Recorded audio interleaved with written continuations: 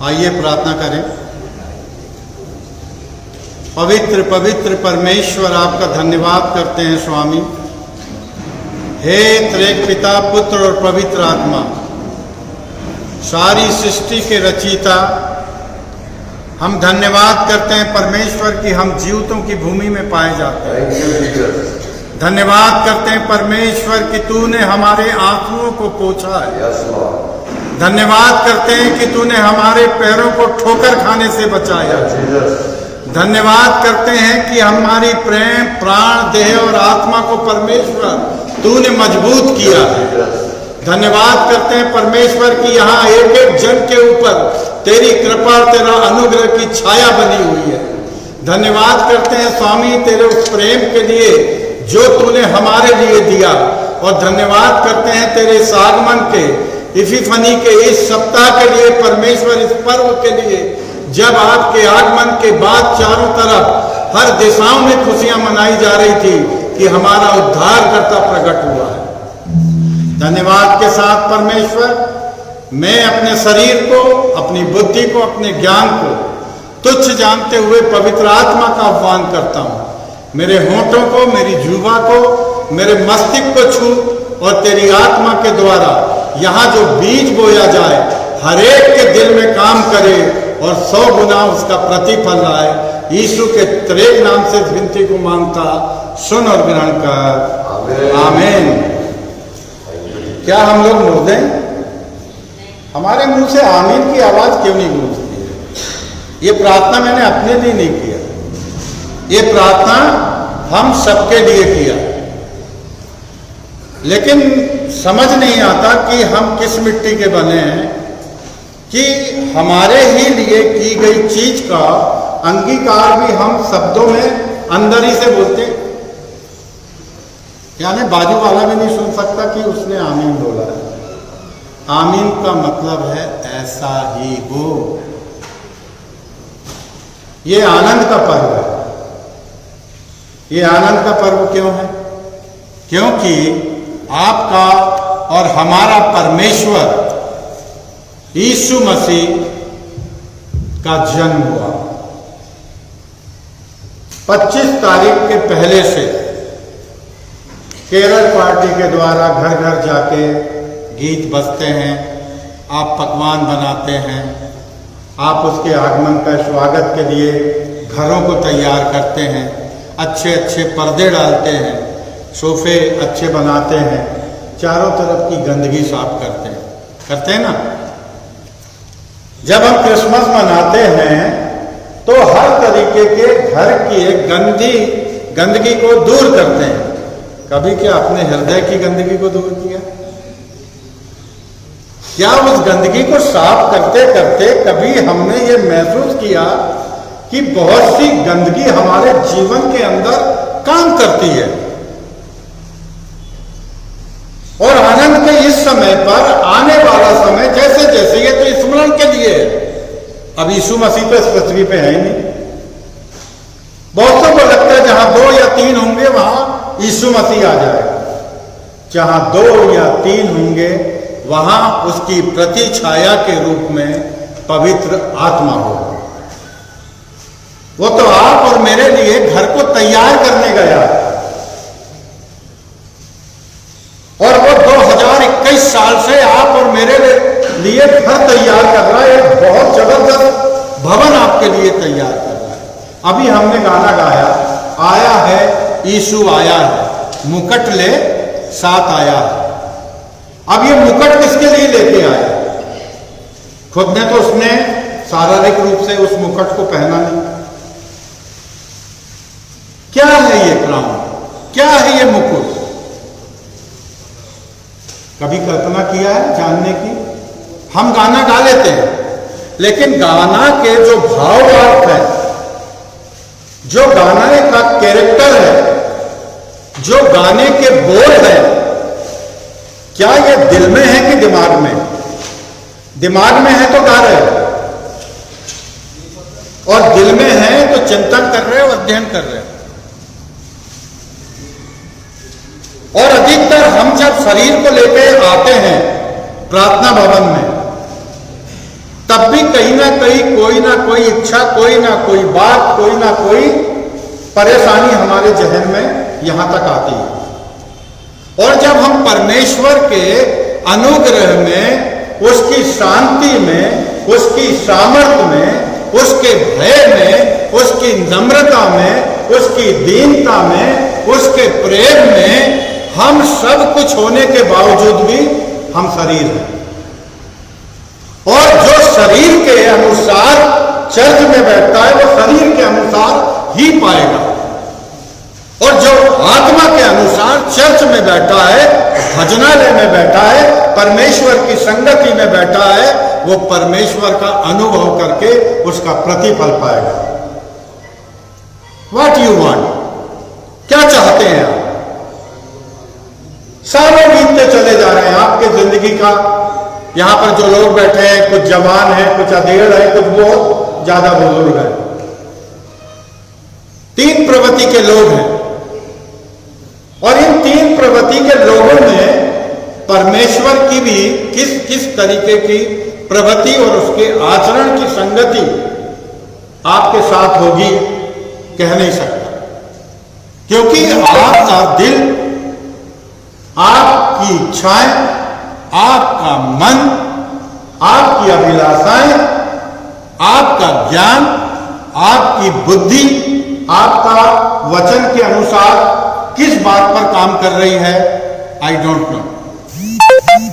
इसको सिर्फ आप और परमेश्वर के अलावा कोई नहीं जानता, क्योंकि वो एक एक पल की खबर रखता है, एक एक क्षण की खबर रखता है, आपके रोए रोए से वो वाकिफ है, आपकी सांस सांस से वाकिफ है, पैर के नख से सर के बाल तक उसके गिने हुए हैं। सालों से हमारे पूर्वज पढ़ते चले आए, लेकिन समझने की कोशिश किसी ने नहीं किया। पढ़ते हैं, सुनते हैं, समझने की कोशिश कम लोग करते हैं, सब लोग नहीं करते। और जब सब लोग आत्मा से नहीं आते, शरीर से आते, तो लेके क्या जाओगे? शरीर का फल क्या है?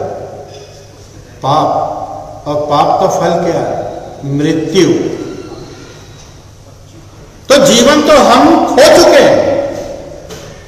हम यीशु मसीह के जन्मदिन को मनाएं, हम यीशु मसीह के अमर तत्व को मनाएं, हम यीशु मसीह के मरण दिन को मनाएं। सिर्फ क्या ये पर्व है कि हमारे लिए चिंतन की वो शिक्षा है जो हमारे जीवन को बदल सकती है।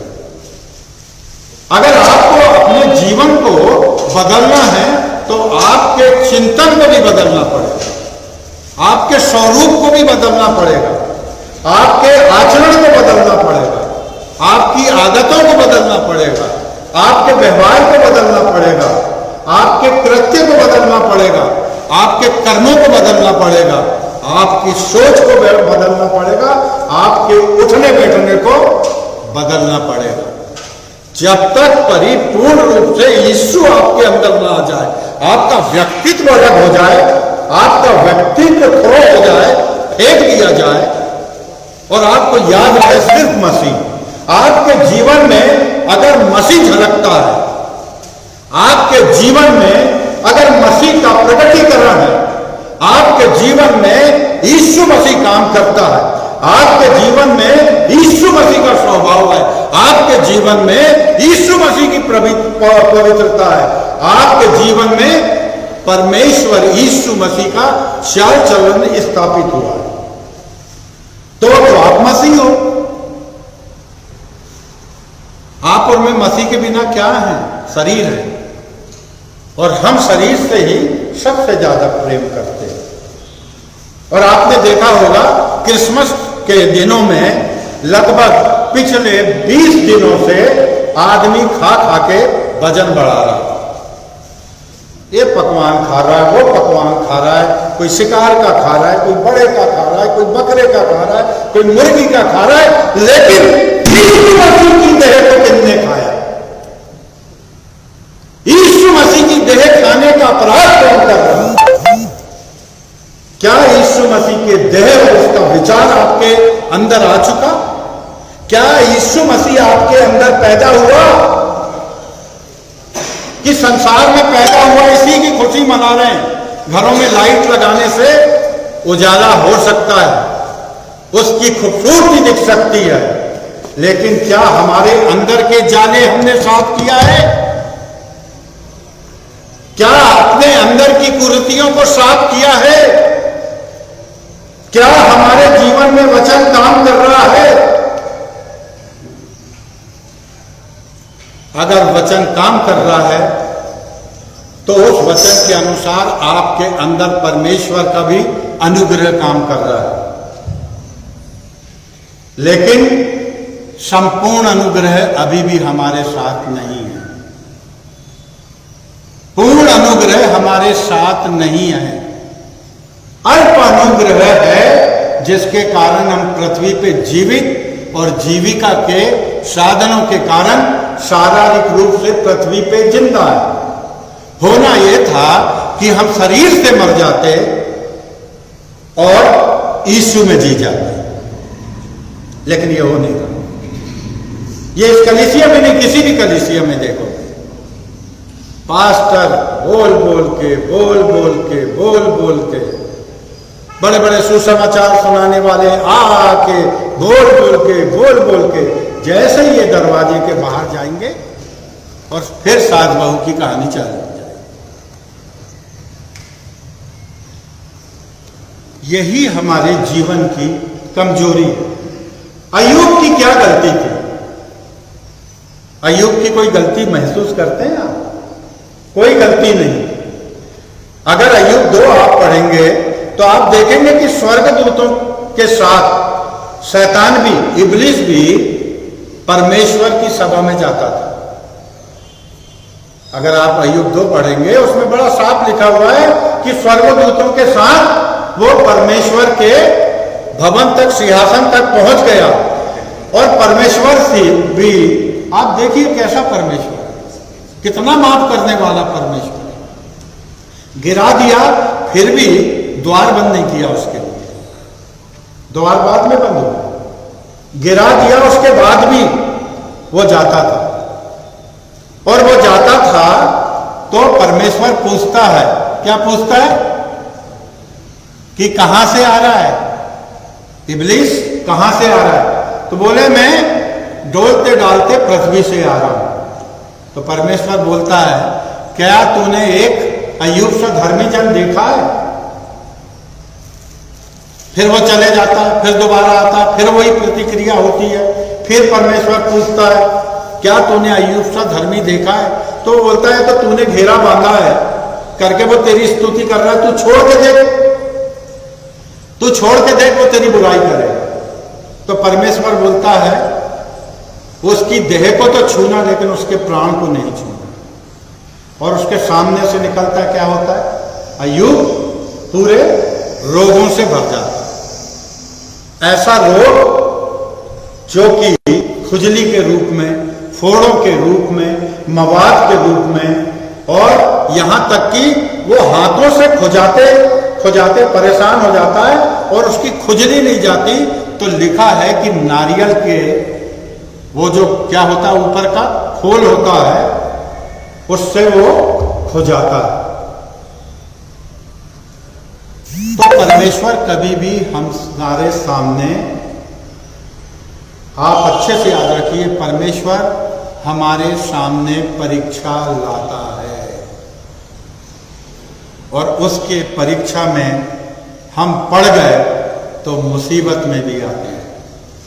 मैं कई बार अपने भाई रेवरेंड अनिल मार्टिन से यही बोलता हूँ कि यार तेरे में बहुत अच्छाई है कि एक एक घर में जाके दुआ प्रार्थना का जीवन 3-3, 4-4 मीटिंग करके किस तरीके से तू जीवन में काम करता है।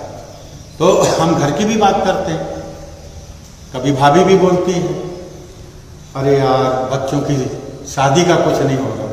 तो मैं हंसता हूं हमेशा उनके सामने, अरे हो जाएगी यार, परमेश्वर ने रखा है और दिन तय है। सब उपदेशक बोलता है हर बात के लिए दिन तय है, और परमेश्वर ने आशीष और अनुग्रह के द्वारा दोनों बच्चों की शादी तय कर दी। हालेलुया। और इसमें आपकी भी प्रार्थना है, मात्र उनका ही काम नहीं है, आपकी इस कलीसिया की प्रार्थना का महत्व मैं जानता हूं। बहुतों के लिए इस कलीसिया ने प्रार्थना की और उसके प्रतिफल हमने देखने पाए। तो परमेश्वर जब अय्यूब की परीक्षा में डालता है, अय्यूब आप 5 निकालें, उसका 6 पढ़ें, 6 और 7 पढ़ें, उसमें कितनी अच्छी बात लिखी है कि विपत्ति, बहुत अच्छी बात लिखी है कि विपत्ति जो है भूमि में से उत्पन्न, विपत्ति जो है धूल से उत्पन्न नहीं होती और कष्ट जो है भूमि से नहीं उगते। पढ़ें, किसी को मिला हो तो। क्योंकि विपत्ति धूल से उत्पन्न नहीं, विपत्ति धूल से नहीं होती। इसका मतलब क्या?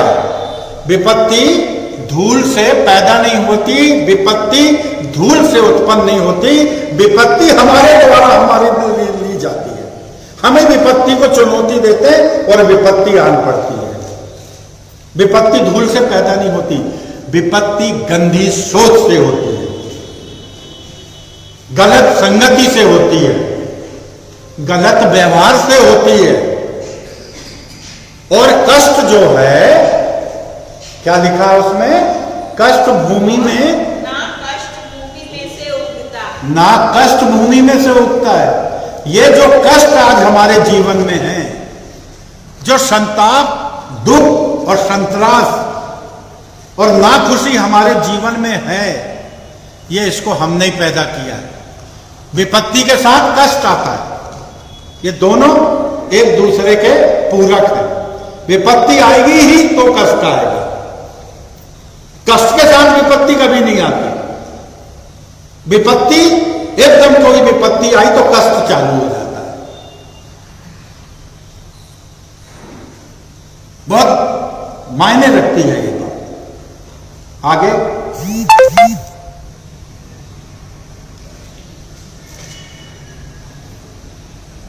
परंतु जैसे चिंगारियां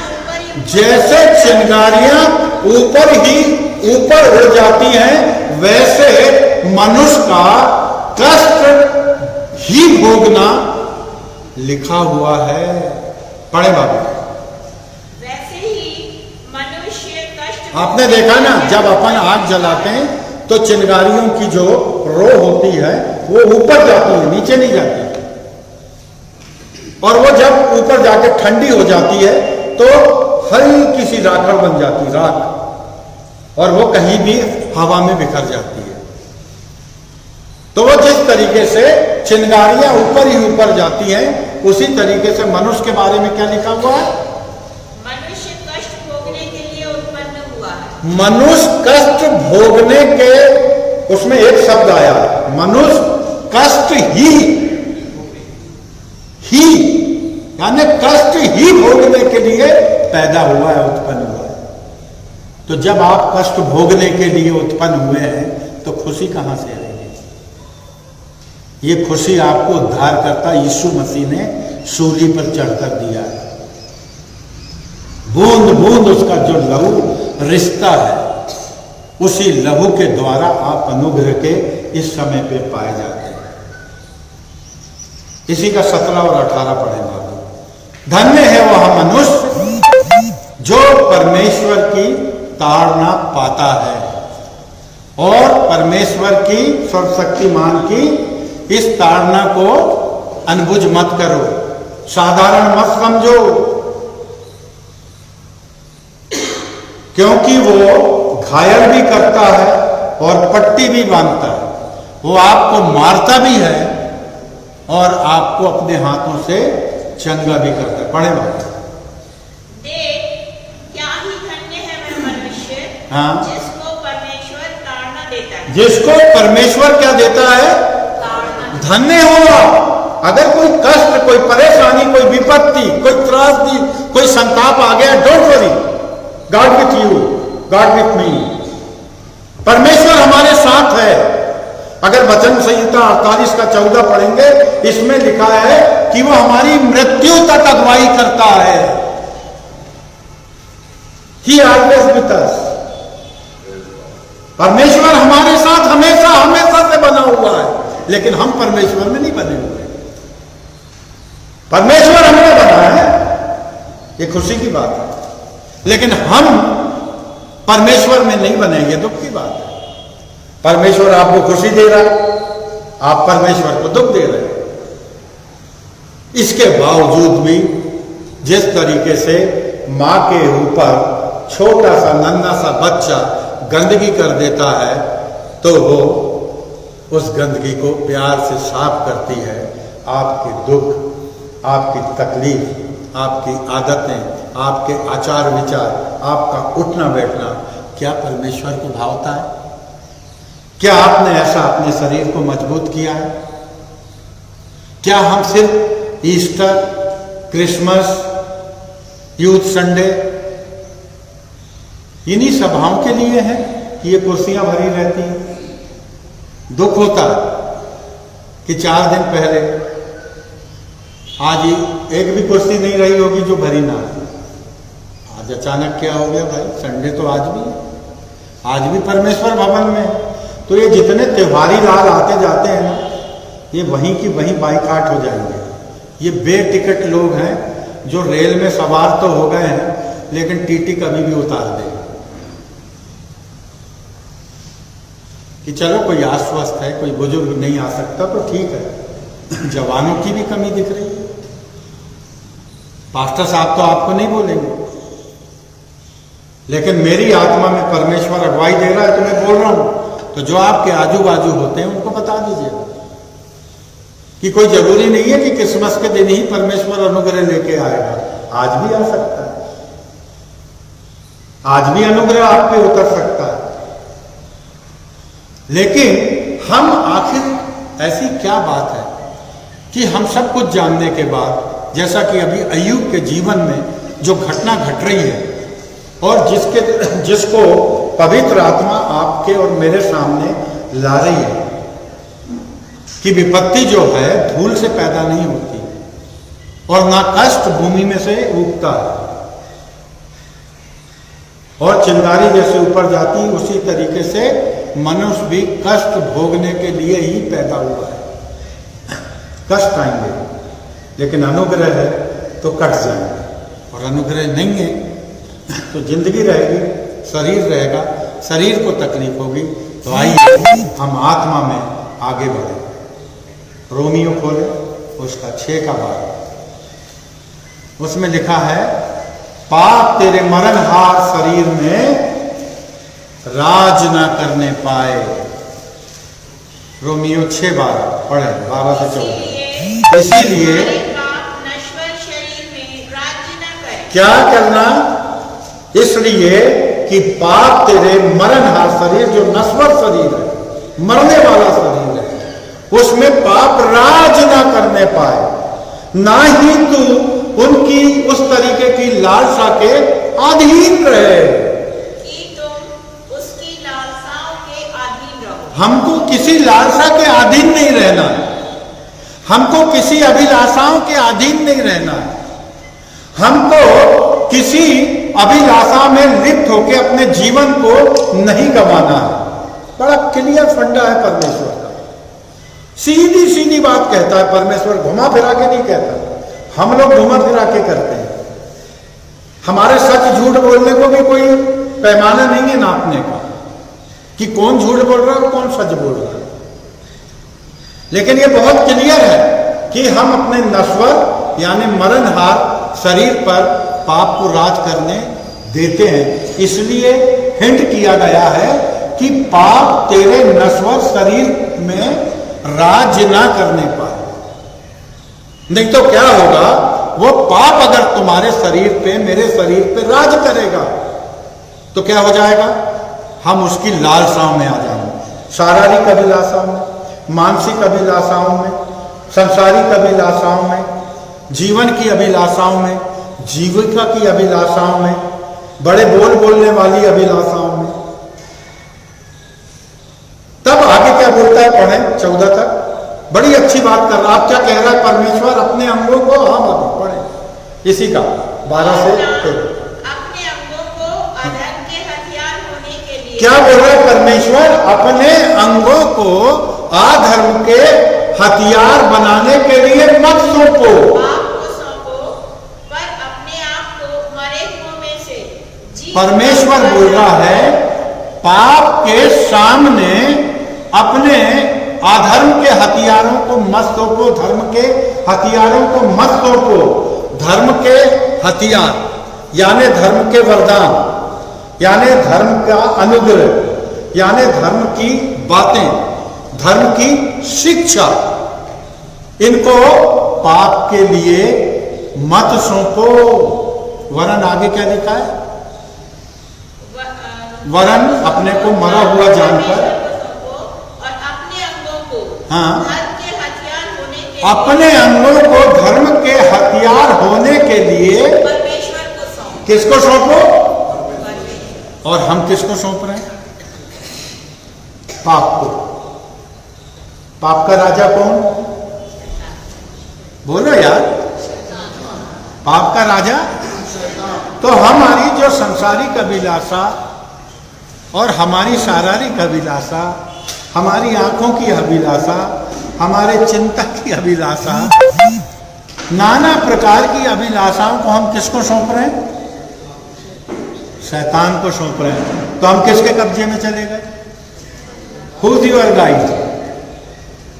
The evil spirit your guide. Where is your holy soul? इसलिए क्या बोल रहा है कि अपने धर्म के कामों को, धर्म के अंगों को, अंगों का मतलब क्या है? ये आंख जो देख के व्यभिचार करे कि एक सुंदर लड़की को देखे और उसका मन विचलित हो जाए या गंदा सोच ले, वो व्यभिचार के बराबर। ये हाथ जो खून या हत्या करने के लिए या लड़ाई झगड़े मारपीट करने के लिए इस्तेमाल किए जाते हैं, वो अधर्म के काम के लिए आपका हाथ अगर उठ रहा है तो धर्म का काम वो नहीं कर सकता।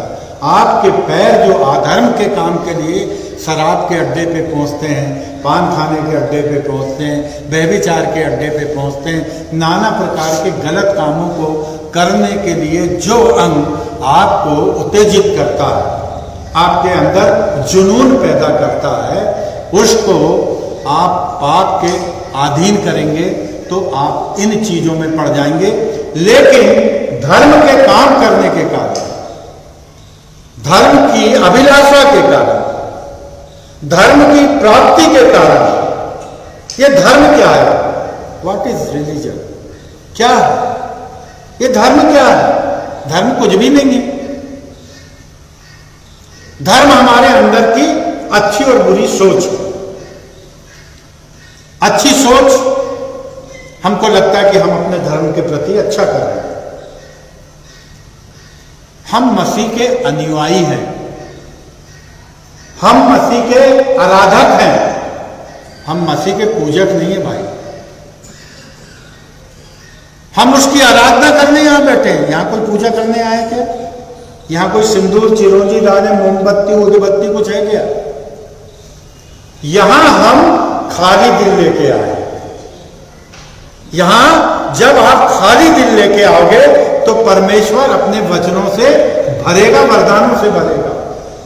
और खा पी के ढकार लेते हुए आए हो तो वो बर्दाश्त नहीं करेगा। खाली आओ, परमेश्वर बोलता है मेरे पास खाली आओ और भर भर के ले जाओ। इसलिए बोलता तुम अपने अंगों को पाप को मत सौंपो, वरन धार्मिकता के लिए, अपने अंगों को धार्मिकता के लिए परमेश्वर को सौंपो। आगे और क्या लिखा बाबा पढ़िए। धार्मिकता को सौंपो, हाँ, तब तुम पर पाप की प्रभुता ना होगी। हाँ, क्योंकि संभवतः ऐसा होगा कि जब तुम धर्म को, अपने अंग को सौंपोगे तो पाप उसमें प्रभुता नहीं कर पाएगा। क्योंकि तुम व्यवस्था के अधीन नहीं। हाँ, यह बहुत प्यारी बात है, क्योंकि आप और मैं व्यवस्था के अधीन नहीं, वरन अनुग्रह के अधीन है। अनुग्रह के आधीन। हालेलुया, हालेलुया, ताली बजाओ। क्या है?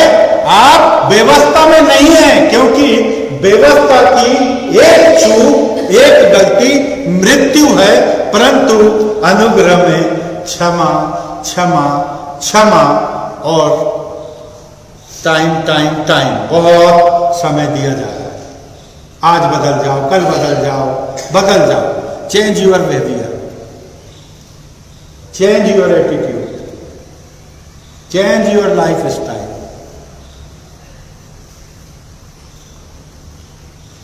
इसलिए परमेश्वर आपको बोल रहा है, अशोक चौक से नहीं बोल रहा, परमेश्वर बोल रहा है कि आप अपने अंगों को अधर्म के काम के लिए मत सौंपो। मैं एक अधर्मी था और जब अधर्म करता था तो करते चले जाता था, लेकिन जैसे जैसे अधर्म को छोड़ा वैसे वैसे अनुग्रह तेजी से मेरे पे काम करने लगा। एक मूर्ति पूजक व्यक्ति आपको परमेश्वर की गंभीरता बता रहा है। 34 साल से लेके 41 साल तक बपतिस्मा लेने के बाद भी मैं दुर्गा की पूजा करते रहा, और वो परमेश्वर का अनुग्रह ही था जिसने मुझे पहचान लिया। जब मैं अपनी मां के गर्भ में था उसने मुझे चुन लिया। हालेलुया, आपको भी चुना, सिर्फ मुझे नहीं चुना।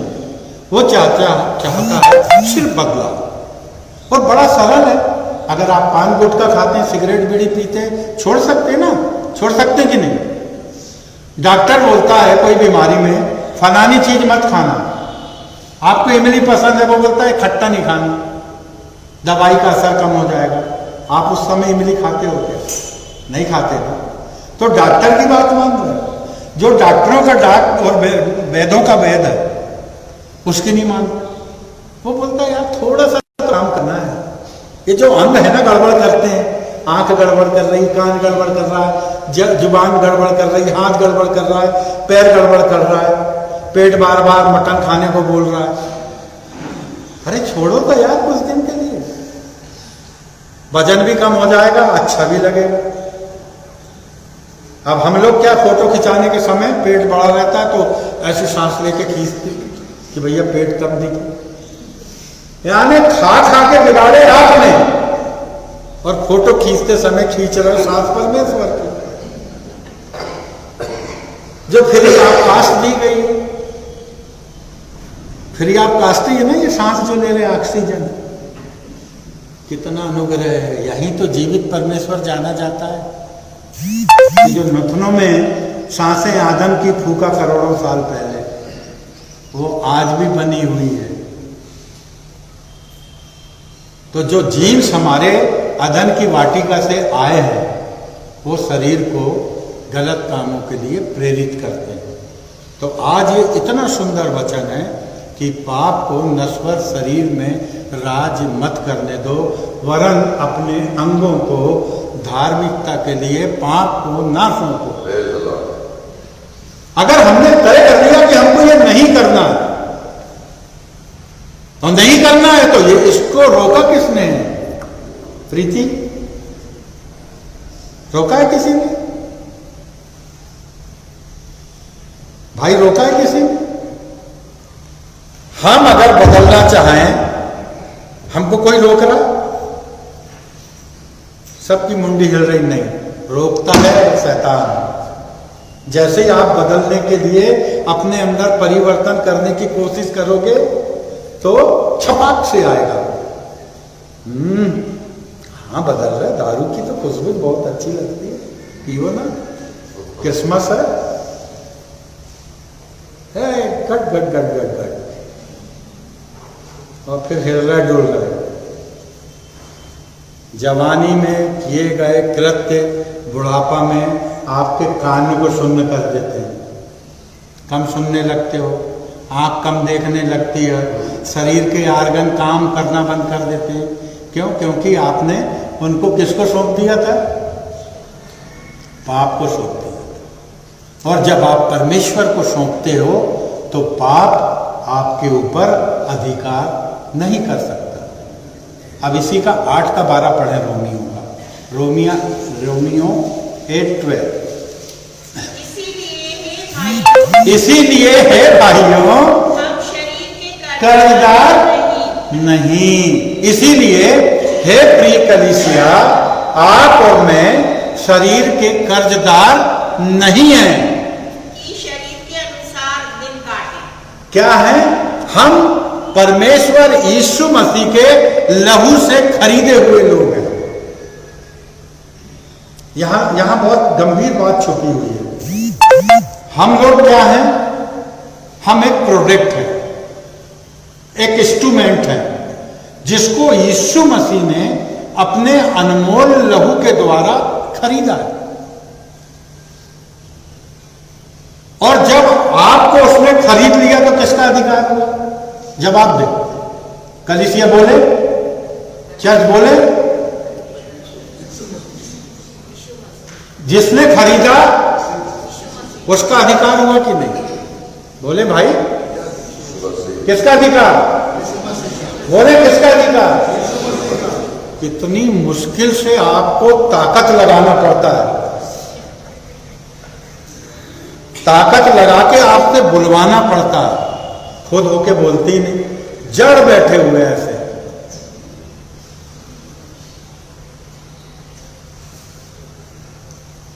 शून्य हो गए, वो सपाट हो गए। क्यों? क्योंकि शरीर के अंग आपका कहने ही नहीं मानते। हम लोग कैसे आमीन बोलते हैं? आपने देखा पास्टर साहब कैसे बीच बीच में बोलते हैं? तो जब पास्टर इतनी बात वचन के सुनने के बाद एप्रिसिएशन करके praise the Lord, yes Lord करता है, तो उसकी कलीसिया इतनी मरी क्यों है यार? उपास में हो क्या? 40 दिन की बात हो तो मैं मान भी लेता हूं, अभी तो चेयरिंग करो भाई। चेयरिंग करने का समय, क्योंकि यीशु मसीह आप और मेरे बीच में अनुग्रह के द्वारा, पवित्र आत्मा के द्वारा। आज उसने बोला कि आप व्यवस्था के अधीन नहीं हो, आप अनुग्रह के साथ हो, अनुग्रह के अंदर हो। और पढ़े आगे बढ़े कि क्या लिखा है कि शरीर के कर्जदार हम नहीं हैं, कि उसके अनुसार दिन काटे। हाँ, क्योंकि यदि तुम शरीर के अनुसार दिन काटोगे मरोगे। क्या बोल रहा है परमेश्वर? क्या बोल रहा है? बोलो यार, मैं नहीं बोल रहा, वचन क्या बोल रहा है? कि तुम शरीर के अनुसार दिन काटोगे तो मरोगे, यानी तुम्हारे पास अनंत जीवन नहीं। समझे आप? समझे आप इंडिकेशन? कि अगर आप शरीर के कर्जदार बनके उसके अनुसार जीवन काटोगे तो मरोगे। मरोगे यानी नरक जीवन होगा, और सोगे यानी अनंत काल का जीवन। एक मरता है और एक सोता है, धर्मी सोता है और पापी मरता है। यहां पहुंचे, क्यों बुलाया परमेश्वर ने? क्यों बुलाया? अभी हम आस्था की सगाई है, तो कुछ लोगों को, सबको तो बुला नहीं सकते, कब लिमिटेड लोगों को बुलाना, तो उनको बोलेंगे कि नहीं? किसी को टेलीफोन से बोलेंगे, किसी को सोशल मीडिया के द्वारा बोलेंगे। तो यहां भी परमेश्वर ने आपकी आत्मा से बात किया कि आ मेरे भजनालय में बैठ आके, आज तेरे से मैं कुछ अलग तरीके की बात करूंगा। मुझे आ जाना था, आज सुबह निकलने की सोचे थे, लेकिन हमने बोले चलो घर वहां जाके सो लेंगे।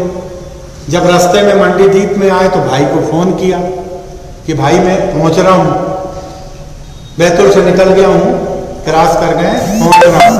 अरे बोले यार तू आ रहा है तो तू ही बोल देना। कैसी आत्मा ने आत्मा से बात की? पास्टर की आत्मा से परमेश्वर ने बात किया, परमेश्वर ने पास्टर साहब की आत्मा में बात डाली, उन्होंने मेरे को बोला। अब मेरे ये बेटी और मेरी पत्नी, अच्छा पत्नी को तो मालूम है, बेटी बोले तैयारी करे कि नहीं करे, मैंने बोला मैं कोई तैयारी वैयारी नहीं करता, मैं तो जाऊंगा, पुलपिट पे खड़ा होऊंगा, अपनी देह आत्मा को परमेश्वर को सौंप दूंगा, ज्ञान बुद्धि को छीण कर दूंगा। अब बोलने वाला अशोक चौक से तू नहीं है वरन पवित्र आत्मा। और यहां पवित्र आत्मा आप और मुझसे आगे क्या बोल रहे हो? भाभी आगे पढ़े।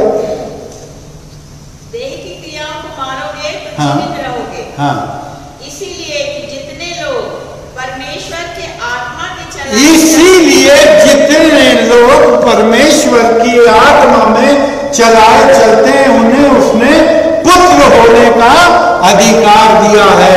और परमेश्वर के पुत्र हैं। क्योंकि वो क्या है? परमेश्वर के पुत्र हैं। पुत्र हैं। किसका अधिकार दिया? पुत्र होने का। अगर हम आत्मा से चल रहे हैं तो हम क्या कहला रहे हैं? परमेश्वर के पुत्र कहला रहे हैं। और जब हम परमेश्वर के पुत्र कहला रहे हैं तो उसके वारिस भी होंगे। आगे पढ़े बाबू। क्योंकि तुमको दासत्व की आत्मा नहीं मिली, भय की आत्मा नहीं मिली, दासत्व की आत्मा नहीं मिली, ले पालकपन की आत्मा मिली है। इसलिए हम हे अब्बा, हे पिता कहते हैं। आपको दासत्व की आत्मा नहीं मिली, आपको भय की आत्मा नहीं मिली, वरन ले पालकपन की आत्मा मिली है। परमेश्वर के लहू से खरीदे हुए बेटे और बेटी का पद आपको दिया गया है। यार कितने बढ़िया लोग हो। अन्य जातियों को देखो, यहां देखो परमेश्वर कितनी बड़ी बात बोल रहा है, कितनी सुंदर बात बोल रहा है। फिर से पढ़े बाबू इसको। क्योंकि तुमको दासत्व की आत्मा नहीं मिली। दासत्व के मतलब किसी के दास नहीं होना है। हमारे अंगों को पाप की दासत्व के लिए नहीं खोना है, वरन धार्मिकता के लिए परमेश्वर को सौंपना, जिससे तुम और मैं अनंत काल के लिए जीवन पाएंगे। और यहां बोल रहा है कि दासत्व की आत्मा नहीं दी गई है।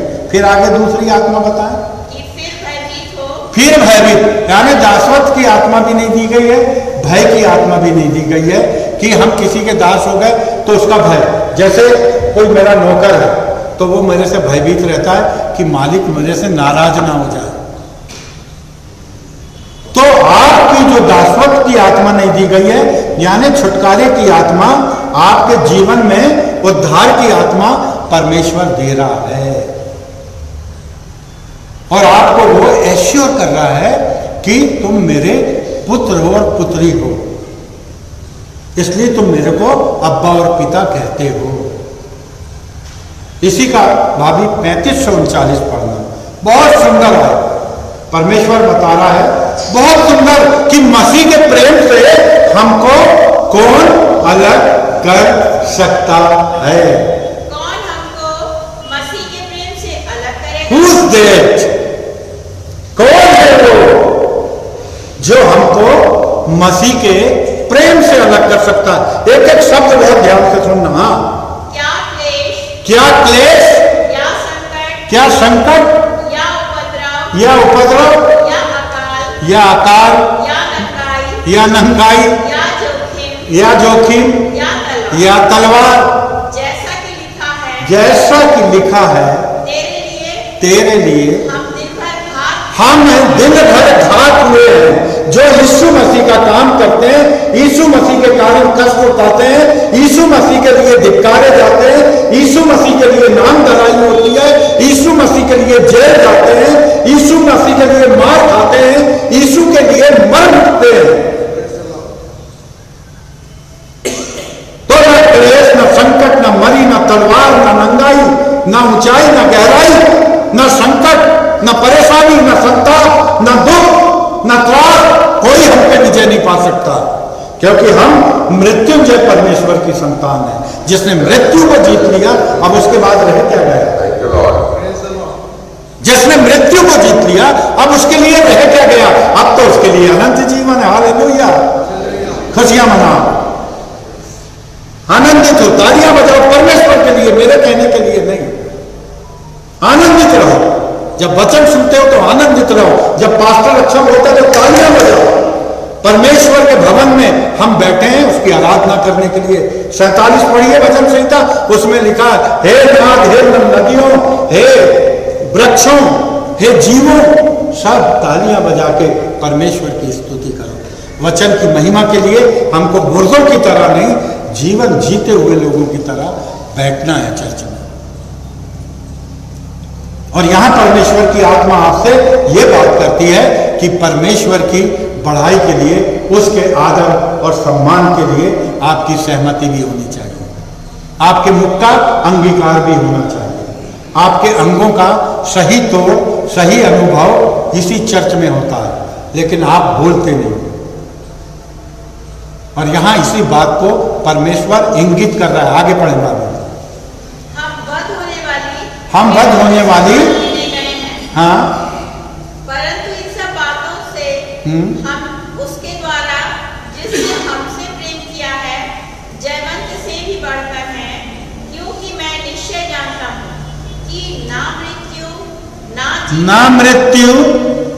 जीवन, ना स्वर्गदूत, ना स्वर्गदूत, ना प्रधानताएं, ना वर्तमान, ना भविष्य, हाँ? ना सामर्थ, ना ऊंचाई, ना गहराई, और ना कोई और सृष्टि हमसे परमेश्वर के प्रेम से अलग कर सकती है। ये बहुत क्लियर हो गया कि परमेश्वर हमारे पापों को क्षमा करता है। परमेश्वर ने हमारे को व्यवस्था से छुटकारा दिला दिया।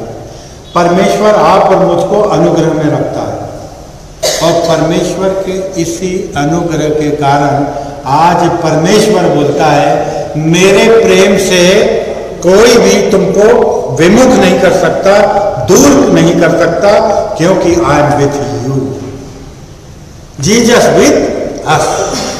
परमेश्वर हमारे साथ साथ है, होगा और हमेशा के लिए रहेगा। बशर्ते हम अपने अंगों को धार्मिकता के लिए सौंप दें, अपने अंगों के कर्जदार न बने। अंत में परमेश्वर बोलता है, गलातियों 5 का 19 से 24 तक पढ़े। कितनी सुंदर स्मरण, मतलब उसको ना भूलने वाली याद है आज आपके लिए कि परमेश्वर बोलता है कि मेरे प्रेम से तुमको कोई अलग नहीं कर सकता, वास्तवते आपके प्रेम में चोखापन हो, मिलावट ना हो, अपवित्रता ना हो, समर्पण। जब आप अपने शरीर को परमेश्वर के आगे समर्पण करोगे तो देह तो अपने आप समर्पित हो जाएंगे। जब प्राणी का समर्पण हो गया, आप परमेश्वर में अपने जीवन को दे दें कि अब मेरे को जीना है तो परमेश्वर के लिए। पौलुस बड़ी प्यारी बात बोलता है कि मरना मेरे लिए क्या है, लाभ है, परंतु शारीरिक रूप से परमेश्वर की शिक्षा देने के लिए मैं जिंदा हूं।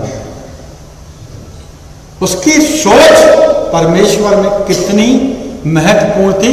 पौलुस के जीवन सबसे प्रेरणादायक है। एक पुराने नियम में आपको दाऊद का जीवन प्रेरणा देगा, और एक यहां पर पौलुस का जीवन सबसे शुद्ध जीवन जिया। मरते दम तक कितनी कठिनाई आई, तूफानों में जहाज डूब गए, टूट गए, क्लेश आया, उस पर संकट आया, जेल में गया, मारा गया, कोड़े 39 कोड़े 5 बार खाया है उसने। सिर्फ परमेश्वर यीशु मसीह की प्रतिज्ञाओं को, आज्ञाओं को और उसके क्रूसिफाइड होने को, उसके बलिदान को याद करते करते उसने अपना जीवन निछावर दिया, जबकि वो रोमी सोल्जर था। He is not an ordinary person, he is a soldier. बड़ा पद था उसके पास, मसीहों को टंगाता था वो। एक चुटकी में, एक ज्योति के द्वारा खत्म कहानी। जब वो मेरे पत्थर पूजने वाले को बदल सकता है, आपको क्यों नहीं बदल सकता? क्या आप उस समर्पण से आ रहे हैं, उस विश्वास से आ रहे हैं?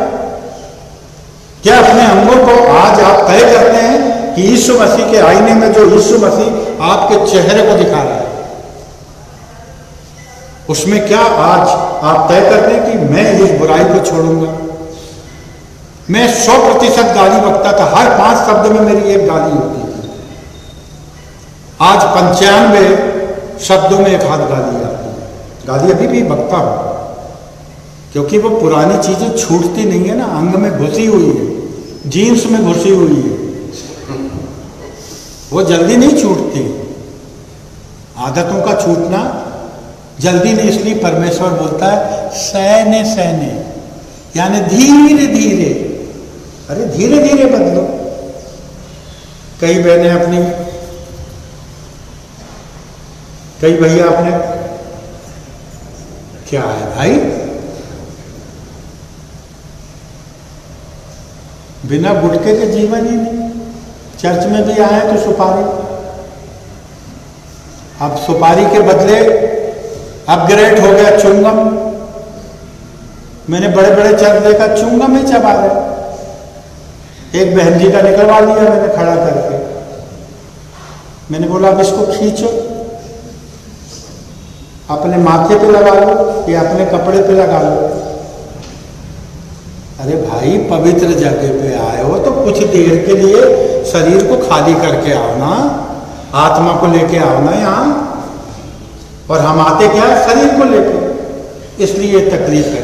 अब ये आखिरी 5 से 7 मिनट परमेश्वर आपको क्या बोल रहा है जरा समझ लेना कि मनुष्य के काम तो प्रकट है। पहला है व्यभिचार, दूसरा है गंदा काम, तीसरा है लुचपन। फिर आगे अपन बढ़ते हैं, इसका 20 अगर पढ़ेंगे, मूर्ति पूजा, टोना, बैर, ईर्षा, झगड़ा। सबसे पहले आता है झगड़े की बात करो, पढ़े जाओ, शब्दों को पढ़ो। शब्दों से कैसा परमेश्वर खेलता है। आप लोग तो ऐसा पढ़ लेते हो, मैं एंजॉय करता हूं, मैं थोड़ी देर में एंजॉय, मैं अभी आनंदित हूं बहुत। आप बिलीव नहीं करेंगे, मैं अशोक चौक से हूं ही नहीं, मैं भूल गया अपने आप को मैं क्या हूं। थोड़ी देर के बाद फिर मैं गधा हो जाऊंगा, लेकिन अभी मैं आनंदित हूं क्योंकि वचन मेरे सामने स्क्रोल की तरह बिल्कुल ऐसा आया और खड़ा हो गया। मैं नहीं पढ़ता जा रहा, मुझे मालूम है मेरा परमेश्वर मुझे बताएगा। पवित्र आत्मा अपना काम करेगी, मैं नहीं करूंगा। और मैं बुद्धि से करूंगा तो 2 मिनट में ठिस हो जाऊंगा, अलग दिखाई देगा। इसलिए यहां क्या बोलता, पढ़े बात 5 का 19। शरीर के काम तो प्रकट है, शरीर के काम तो प्रकट है, अर्थात व्यभिचार, व्यभिचार, ये सबसे खतरनाक चीज है। और सबसे ज्यादा पति अपनी पत्नियों से छुपाते हैं और बहुत सी पत्नी अपने पतियों से छुपाते हैं। ये सबसे बड़ा हथियार आज की दुनिया का है, सबसे बड़ा नरकी अपराध। ये बोलने वाले पे भी उतना ही जो सुनने वालों पे काम करे। क्या बोल रहा है परमेश्वर, मनुष्य के काम तो प्रकट हैं। पहला बोल रहा है व्यभिचार, ये सबसे ज्यादा इस दुनिया में छाया हुआ है। दूसरा गंदे, दूसरा है गंदे काम, किसी की बुराई करना, ईर्ष्या से उसके चरित्र का हनन करना। अब कुछ देखा ही नहीं, सुना ही नहीं, दूसरे ने बताई, पड़ोसन ने उसको पास ऑन कर दिया। अरे भाई जाके देखो तो सच है कि झूठ है। मसीहों में ये बहुत जोरदार बात है कि जेम्स भैया की लड़की भाग गई तो यूहन्ना, पतरस, दाऊद सब डंडे लेके खड़े हो गए, भग गई भग गई भग गई। अरे उसको तो देखो जिसकी भग गई, उसके ऊपर क्या बीत रही। उसने बोला था क्या, उसने ऐसा पालन पोषण दिया था क्या? हो गई गलती। बच्चों से गलतियां हो जाती हैं, इसका भी कारण हम होते हैं। वो माँ बाप जो आज भी अपने घर में एक साथ बैठ के भोजन नहीं कर पाते, एक साथ प्रार्थना नहीं कर पाते। क्यों? क्योंकि ये तो गंदे कामों में लगे हुए। और जब आप गंदे काम करोगे तो उसका प्रतिफल भी आपको वैसे ही मिलेगा। तब तीसरा शब्द क्या है? लुचपन।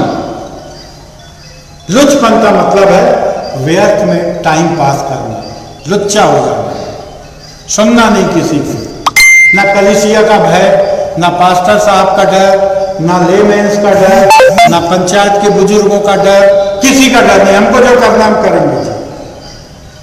हम लुचपन करना, हमको लुचपन करना, जिसको जो बोलना बोले।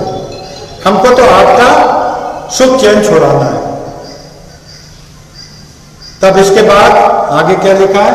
मूर्ति पूजा, टोना।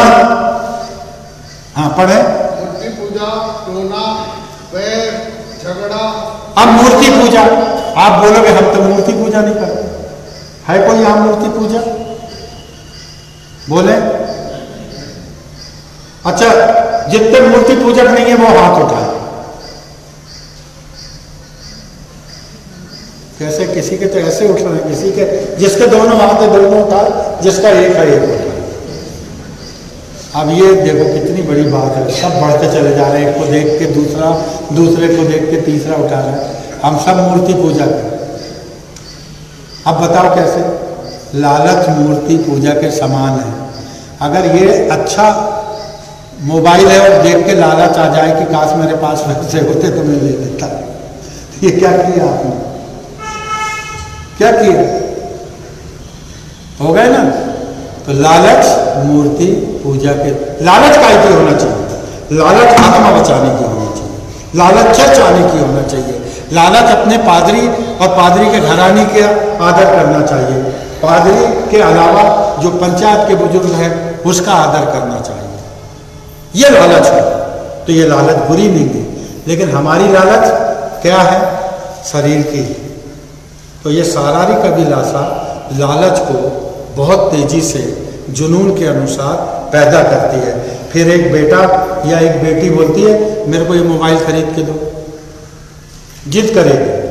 जब लालच आएगी तो जिद आएगी, और जिद आएगी तो घर का बजट बिगड़ेगा, और घर का बजट बिगड़ेगा तो आप कर्जदार बनोगे, कर्जदार बनोगे तो विपत्ति आएगी, क्योंकि नहीं दोगे समय पे तो वो चढ़े बैठेगा, और जब विपत्ति आएगी तो कष्ट भी आएगा।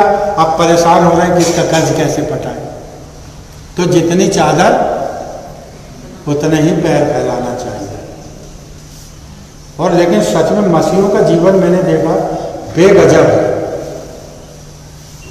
1200 की नौकरी करने वाला भी मटन और रोटी खाएगा, और 12 लाख रुपए कमाने वाला भी मटन रोटी खाएगा। ये प्रभु का अनुग्रह है। हालेलुया। ये परमेश्वर का एक बड़ा अनुग्रह हमारे बीच में दिया गया है कि उसके खत्ते हमेशा भरपूर रहते हैं। तो यहां पर बोल रहा है मूर्ति, टोने, वैर, ईर्ष्या, झगड़ा, क्रोध, विरोध, फूट, विधर, डाह, मतवालापन, लीला, कीड़ा, जो ऐसे ऐसे काम करते हैं वो स्वर्ग के राज में प्रवेश नहीं करेंगे। ये जितने शब्द लिखे हुए अगर ये हमारे बीच में हमारे जीवन में हैं तो हम स्वर्ग के राज में प्रवेश नहीं करेंगे, क्योंकि कोई भी गंदी और अपवित्र चीज परमेश्वर के स्वर्ग में नहीं जाएगी। इसलिए परमेश्वर आज आपको और मुझको किस बात के लिए अलर्ट कर रहा है कि ढा, मतवालापन, लीला कीड़ा, यानी संसार की बातों में मस्त हैं, खा रहे, पी रहे, जी रहे।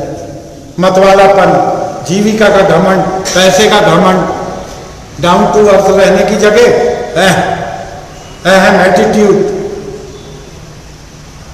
टसन, ये हम प्रकट करते हैं, तब हम परमेश्वर के नजर में दोषी हैं। क्योंकि आगे क्या लिखा है? पढ़े फिर से। और आत्मा का फल, परंतु आत्मा का फल पहले तो प्रेम, फिर आनंद, शांति, फिर शांति और धीरज, फिर आगे कृपा, कृपा, भलाई, विश्वास, विश्वास, नम्रता, नम्रता, और ऐसे लोगों के लिए व्यवस्था में कोई विरोध नहीं है। यानी जब हम परमेश्वर की यानी आत्मा के फल लेके आते हैं, यहां आपने पाप के फल देखा क्या क्या? मनुष्य के पाप के जो फल भी गिनाए गए, व्यभिचार, गंदा काम, लुचपन, मूर्ति पूजा, टोना, झगड़ा, लड़ाई, सब दुनिया की चीजें, इसमें हम मृत्यु को प्राप्त करेंगे। परंतु जो आत्मा के फल है, पहले तो प्रेम, फिर आनंद। बोले पढ़े बाइबल जी जिसके पास है, पढ़े सब मिलके पढ़े सब। एक मिनट भेड़ें एकदम तितर बितर होती है, सब मिलके एक साथ पढ़ें आत्मा का फल। हाँ,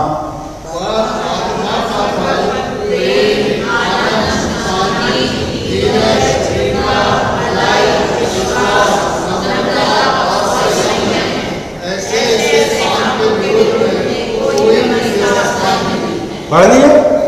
और जो एक मिनट पढ़ लिए ना? कितना अच्छी बात लिखी है।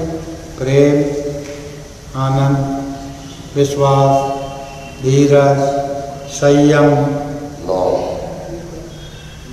क्या बोले पास साहब? 9 बात। कितनी बातें हमारे अंदर? जीसस सास की परमेश्वर आपसे पूछ रहा है, कितनी बातें हमारे अंदर? 9 में से 2-4 भी बिगड़ी तो उसके लिए हमको प्रयास करना है, भयभीत नहीं होना, परेशान नहीं होना, क्योंकि जब ये फल है तो ये ऊपर के फल कट गए। ये ऊपर के फलों को मारने के लिए, ऊपर के जो फल है वो हैं तो फल, लेकिन सड़े हुए हैं, दुर्गंध कर रहे हैं, और ये फल में खुशबू ही खुशबू है। अब आखिरी की पढ़ दें आयत इसके बाद की। हाँ, और जो मसीह यीशु के हैं, हाँ, उन्होंने शरीर को उसकी लालसाओं और अभिलाषाओं समेत क्रूस पर चढ़ा दिया है। अब आपको क्या करना है? जो मसीह में है उनको क्या करना है? अपनी लालसाओं को और अभिलाषाओं को क्रूस पर चढ़ा देना चाहिए। यीशु मसीह ने उदाहरण दिया, क्रूस पे चढ़ा। अब उस यीशु मसीह के उस पवित्र क्रूस पर हमारा ये जो क्रूस मीन्स हम, क्रूस मतलब लकड़ी का नहीं है रे भाई, क्रूस मतलब हम, ये जो हमारा शरीर है क्रूस के रूप में बना है।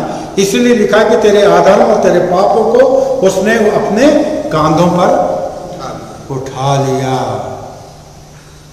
उसने मार खाई कि हम चंगे रहे, वो कंगाल बना कि हम धनी बने, वो क्रूस पे चढ़ा कि हम भी क्रूस पे चढ़े, अपनी लालसाओं को लेके, शरीर को लेके, अपनी लालसाओं को, अपनी अभिलाषाओं को, जो पाप के अधीन हो जाती हैं। और पाप का फल मृत्यु है, और मृत्यु अगर आपको मिली तो अनंत जीवन से कट गए। लेकिन आपको ले पालकपन की जो परमेश्वर ने आत्मा दिया है, यानी मृत्युंजय परमेश्वर, जिसने मृत्यु पर विजय पाकर हम सबका उद्धार किया, कलवरी के लहू के द्वारा आप और मुझको नहलाया और पवित्र किया और जीवितों की भूमि में रखा कि आप शरीर से नहीं आत्मा से प्रेम करें। आइए प्रार्थना करें। पवित्र परमेश्वर, आपका धन्यवाद करते हैं, आपके चरणों में आते हैं स्वामी। जो कुछ बोला गया, जो कुछ बोया गया, हजारों गुना फलदायक हो। धन्यवाद करते हैं अपने पास्टर के लिए, परमेश्वर उसे दीर्घायु दे, उसके शरीर के एक एक पुर्जों को परमेश्वर, शरीर के एक एक अंगों को तुम मजबूत कर, उनकी सांसों से लेकर परमेश्वर उनके जीवन की गति तक तू उन्हें प्रबल कर, और तू उनके हिरण की तरह परमेश्वर स्फूर्ति दे। धन्यवाद के साथ उसके घराने के लिए परमेश्वर तुझसे चाहते हैं कि तेरी असीम कृपा उन पे बनी रहे और इस कलीसिया को और इनके बुजुर्गों को, इनके पवित्र लोगों को, बजाने वालों के लिए, गाने वालों के लिए, सबके लिए परमेश्वर आज तेरे नाम से मैं मांगता कि परमेश्वर ये शरीर से नहीं आत्मा से प्रेम करने वाले बने, क्योंकि आत्मा के द्वारा अनंत जीवन इनके दरवाजे को खटखटा रहा है। ये अपने दिल के दरवाजों को खोले और तुझको प्रवेश दे, जिससे तू उनमें बसे, बातें करे, खाए पिए और इनका जीवन उद्धार पाए और अनंत जीवन के योग हो। यीशु के तेरे नाम से विनती मांगते, सुनो, सब जोर से बोले आमीन और आमीन और आमीन।